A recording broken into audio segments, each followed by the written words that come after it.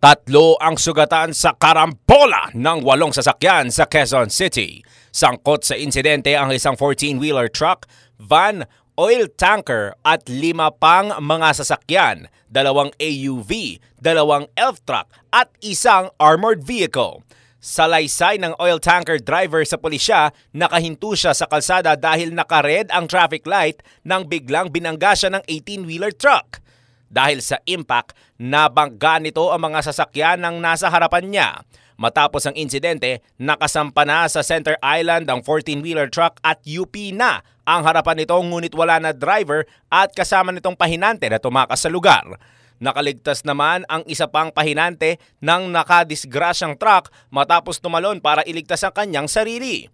Ayon sa kanya, papunta silang Cavite para maghatid ng mga kargang feeds nang mawalan umano ng preno ang truck. Kasalukuyan namang nasa kustodiya ng pulisya ang pahinante habang nagpapatuloy ang investigasyon sa insidente.